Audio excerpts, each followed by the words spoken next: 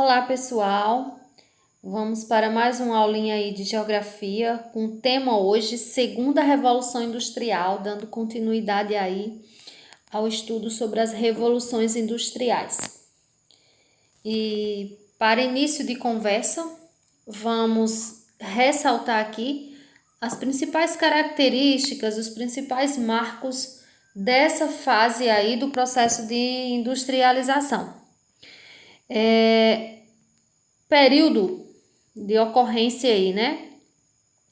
Essa segunda nova onda de inovações tecnológicas, ela começa a ocorrer na segunda metade do século XIX em diante. Então, aí a partir de 1850, mais ou menos.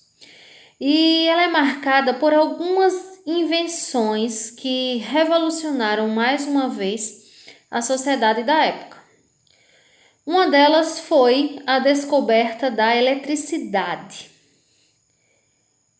Antes, a energia era apenas por meio do carvão mineral, e aí a descoberta da eletricidade que traz aí mais uma revolução nesse período. Uma segunda invenção aí é do motor a combustão e do automóvel, né, devido à descoberta do petróleo também como uma fonte de energia. O carvão aí vai perder lugar para o petróleo, né, e do petróleo se retira vários derivados, gasolina, óleo diesel, gás de cozinha, entre outros aí, que vão trazer muitas mudanças para a sociedade da época.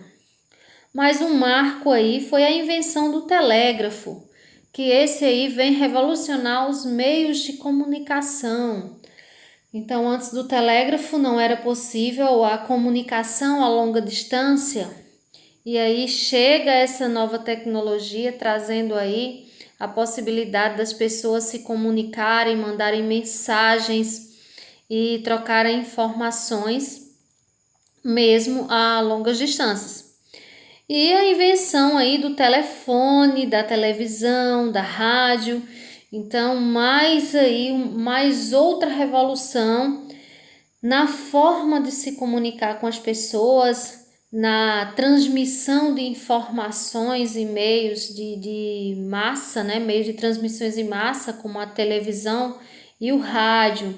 Então, foram inovações que marcaram de fato, que mudaram a forma de vida do comércio, dos serviços da época, né? Por isso que se caracterizou aí como uma segunda revolução industrial e não para por aí, né? Vamos aí a sua telinha vai apresentar agora outra imagem que mostra mais fatos de destaque da segunda revolução industrial.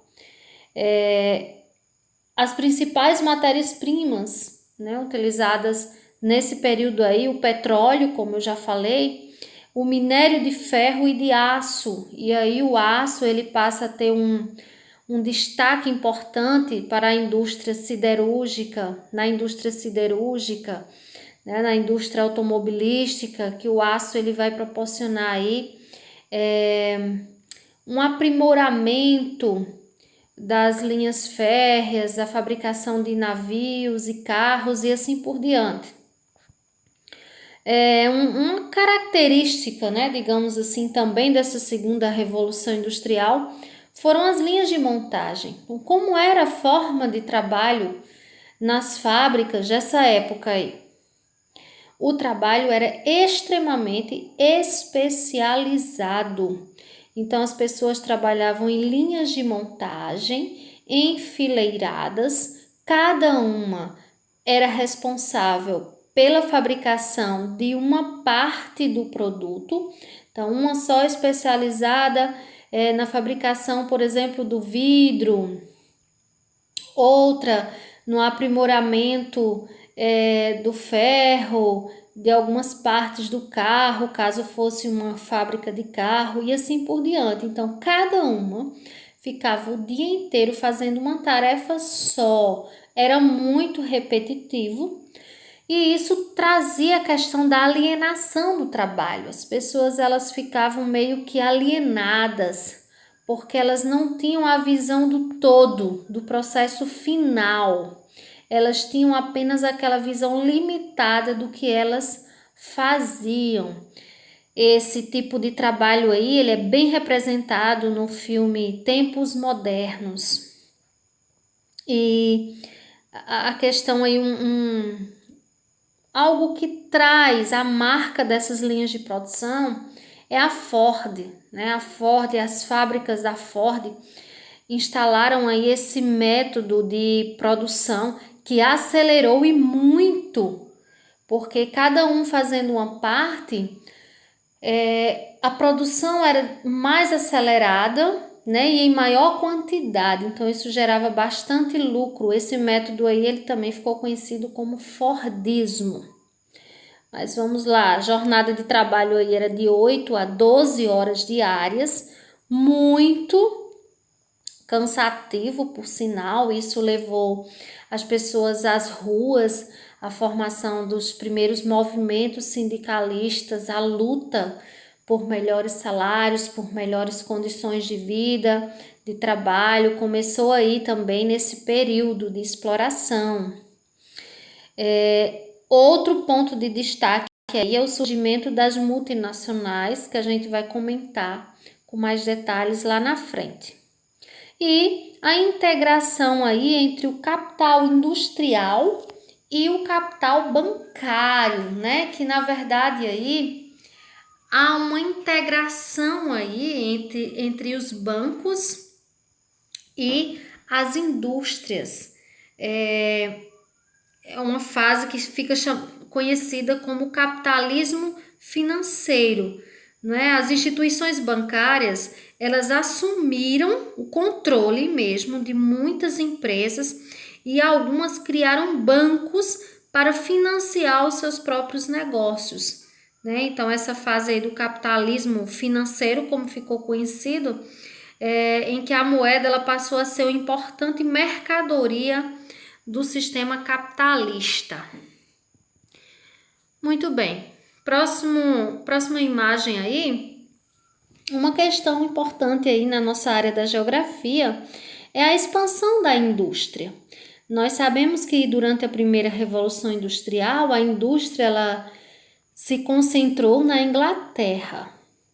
Mas já nesse período aí, ela se expande para outras regiões. Dentro do continente europeu, a França, a Bélgica, a Alemanha e a Itália começam aí também o desenvolvimento do seu processo de industrialização. Fora da Europa, aqui na América, os Estados Unidos também começam a dar os seus primeiros passos aí com o desenvolvimento das indústrias. E na Ásia nós temos aí o destaque para o Japão, que também já começa a se voltar para essa área aí do setor secundário, no caso o setor industrial, certo? Então você vê aí a indústria se expandindo e provocando modificações no espaço geográfico em várias regiões do mundo. Seguindo aqui, olha gente, esse ponto é que nesse período aí, muitas empresas, elas para lucrarem mais, para se tornarem mais fortes, elas começaram a fazer acordos, associações entre elas. Então, esses principais acordos se dividem aí em trust, holdings e cartel. Então, os trustes, o que são trustes? É quando as empresas, elas se unem. Na verdade, uma empresa maior compra as outras, né, e elas se tornam uma só. Um exemplo, por exemplo, é a Sadia e a Perdigão, né, que elas se uniram e se transformaram em uma, digamos assim, criando a Brasil Foods. E no caso aí, gente, um truste pode formar um monopólio ou um oligopólio. O que é isso? Um monopólio é quando uma única empresa domina todo o setor que ela, digamos assim, todo o setor que ela lida com aquelas mercadorias. A Petrobras, por exemplo, ela é única no Brasil. Então, ela domina desde a extração da matéria-prima, que é o petróleo, até a transformação desse petróleo de seus derivados e também a comercialização. Ela não tem concorrentes. Então, o setor dela é o setor petrolífero. E ela controla tudo. Então, ela é um monopólio. Mono significa uma empresa só que domina. Os consumidores têm que se adequar, muitas vezes, ao preço que a Petrobras estabelece. Por quê? Porque não há concorrência. Então, isso é um monopólio. Um oligopólio é quando um pequeno número de empresas dominam o setor.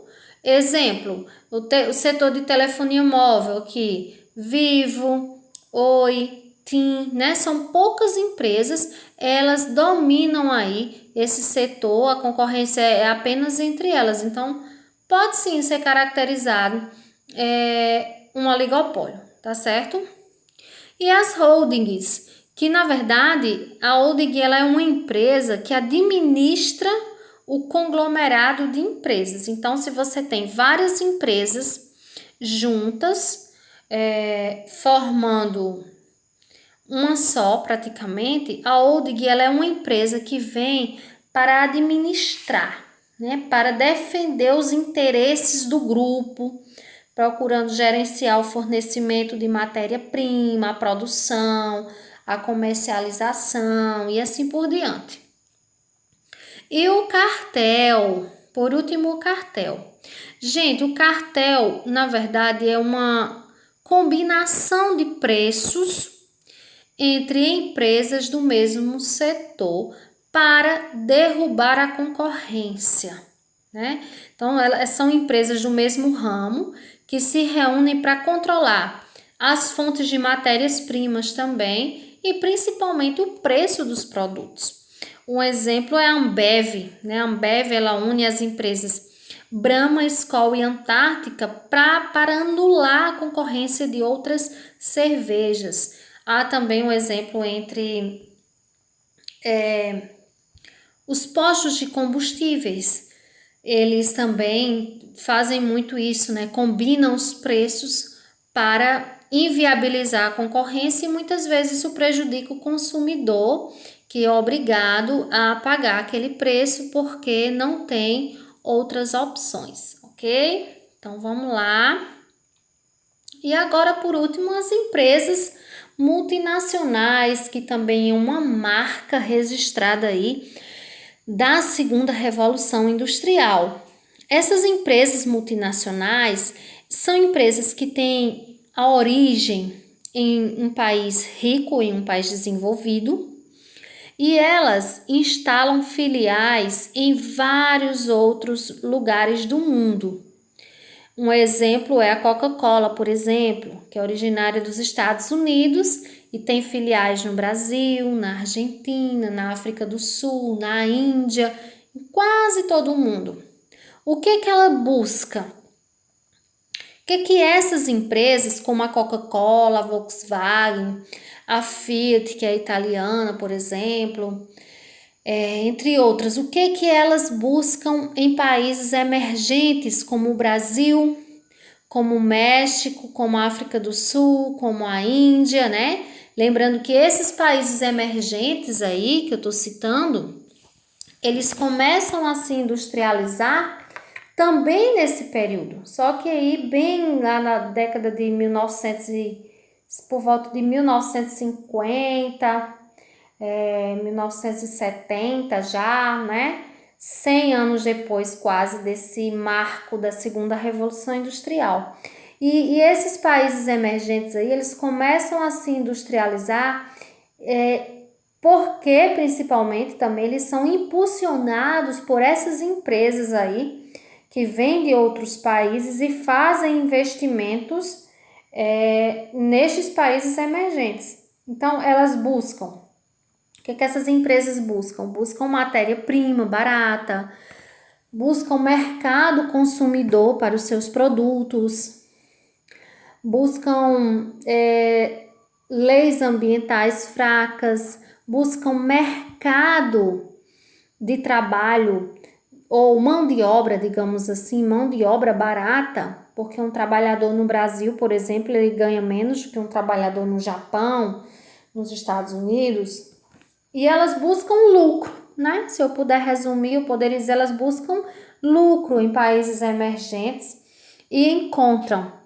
Então, a maioria dessas empresas, como vocês podem observar aí no mapa, olha, elas são de países considerados desenvolvidos, como os Estados Unidos, onde tem esses gráficos aí com tamanho bem elevado, os países da Europa, olha, Reino Unido, França, Países Baixos, Alemanha, Noruega, países da Ásia como o Japão, a China, que se destaca também, tá?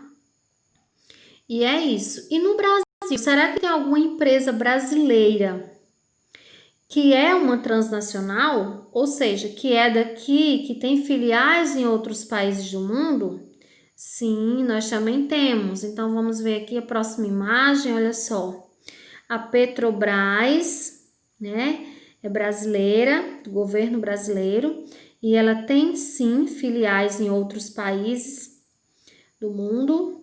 A Ambev, a Embraer, a Gerdau, a Vale, né? Então, todas são empresas brasileiras aí que têm suas filiais aí em outros países do mundo. Então, são sim consideradas empresas transnacionais brasileiras, tá ok? Então, agora tem uma atividadezinha aí básica. Vocês copiam e respondem no caderno. Um abraço e até a próxima. Bons estudos!